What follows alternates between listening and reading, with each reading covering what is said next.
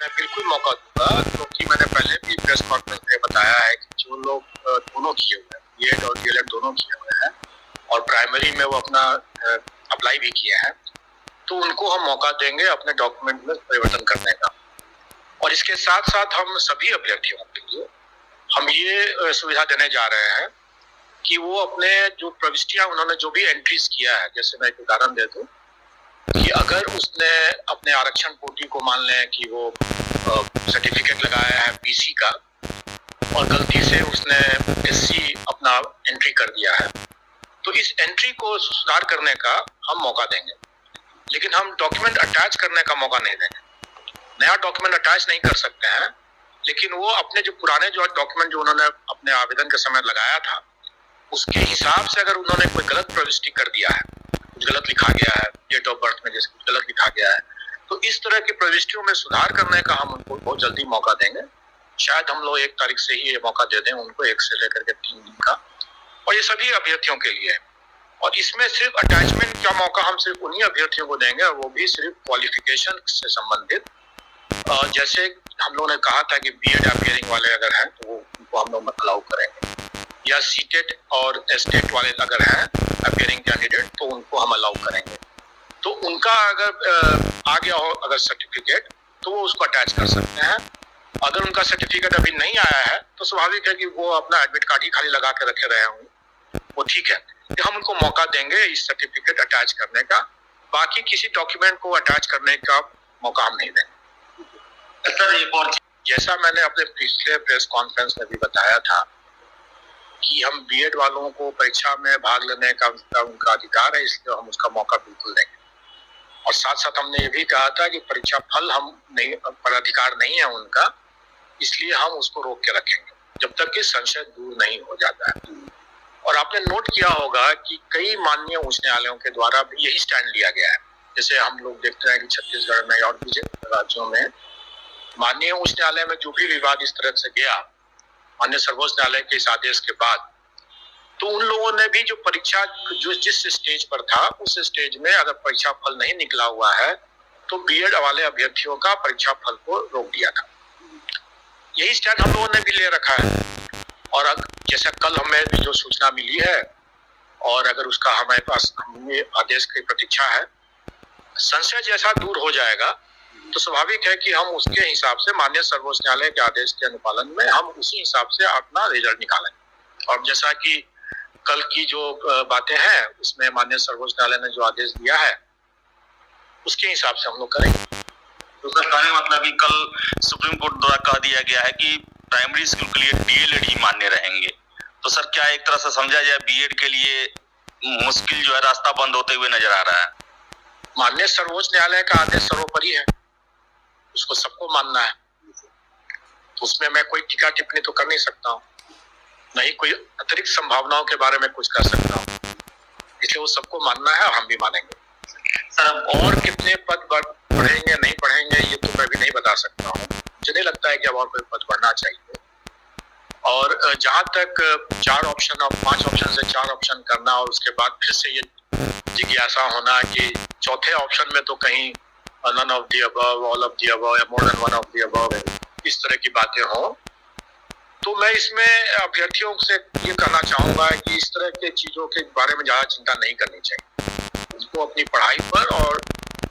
उन पर ध्यान देने की ज्यादा आवश्यकता है, क्योंकि ये सब चीज पूछना का मतलब ही है कि वो तुक्का लगाने की प्रवृत्ति को एक्चुअली वो प्रवृत्ति को बढ़ावा देने की बात कर रहे हैं या उसकी तरफ सोच रहे हैं। वो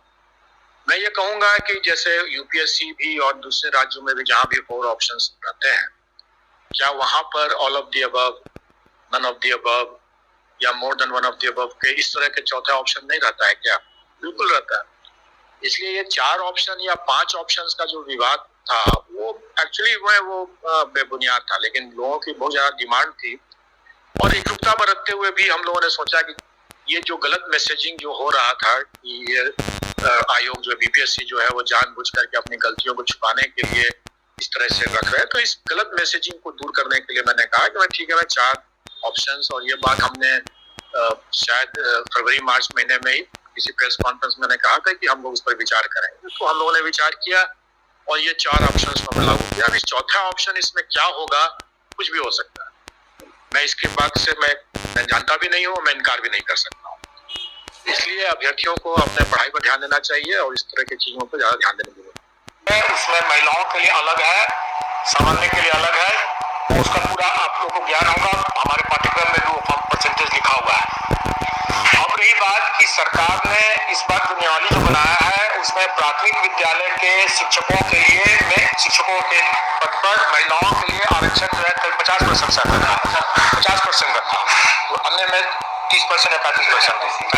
है। जो पहले से है वो सही रहे और प्राथमिक विद्यालय के केस में 50% आरक्षण महिलाओं के लिए। इससे कोई फर्क नहीं पड़ता है क्योंकि हमारे जो भी एग्जाम है एमसीक्यू बेस्ड है और इसका इवैल्यूएशन हमारे कंप्यूटर से ही होंगे, जो कि हम हमेशा करते आ रहे हैं। जो लोग आयोग के पास आते रहते हैं या आयोग की पद्धति से वाकिफ हैं वो जानते होंगे। मैं 1-2 बातें और बता देना चाहूँगा जो लोग नहीं वाकिफ होंगे उनके लिए। पहली बात कि ये एमसीक्यू बेस्ड होगा तो इसमें हम सारा का सारा जो है कंप्यूटर से ही हम इवैल्यूएशन करते हैं और हम लोगों ने एक नई परिपाटी बनाया है कि जो हमारे आंसर की जो निकलते हैं वो हम पहले से प्रदर्शित कर देते हैं और उस पर जिसको आपत्ति करनी है तो आपत्ति भी करते हैं 1 बार 2 बार, तो वो इसमें रहेगा। जो हम लोगों ने इतने दरमियान में जो अनुभव हासिल किया है इस तरह की परीक्षाओं को लेने में और जो सुधार किया है उसका लाभ शिक्षक अभ्यर्थियों को भी होने वाला है। तीसरा इसमें यह रहेगा कि पारदर्शिता बरतते हुए हम उनका OMR शीट को वेबसाइट पर उनको दे देंगे ताकि वो अपना OMR शीट देख सकें कि उन्होंने क्या किया। यह पूरी ट्रांसपेरेंसी रहेगी। लेकिन इसके साथ साथ मैं ये भी बता दूं, उनको ये आगाह भी कर दूं कि जो ये सुविधा दे रहा हूं तो उसके साथ साथ जो पारदर्शिता और जो कठिनाई जो बढ़ती जाएगी उसके बारे में भी जानकारी दे दूं। हम लोग अपना प्रश्न पत्र की परीक्षा नहीं है, ये मेंस की परीक्षा है, क्योंकि इसमें अगर आप सफल हुए तो आप सफल हुए। पीटी की परीक्षा तो स्क्रीनिंग परीक्षा होती है, तो स्वाभाविक है कि यह परीक्षा आपकी अंतिम परीक्षा, प्रथम और अंतिम यही परीक्षा है, मेंस की परीक्षा के समतुल्य है, तो इसमें हम ज्यादा एहतियात बरतेंगे। हम देखा होगा कि 67th की पुनर्परीक्षा से लेकर के अभी तक जितनी परीक्षाएं हम लोगों ने लिया है किसी में भी पेपर लीक या वायरल होने की कोई बात नहीं आई है। और अब ये बिंदु जो है आप और इस तरह की चीज़ें की बातें हो रही हैं जो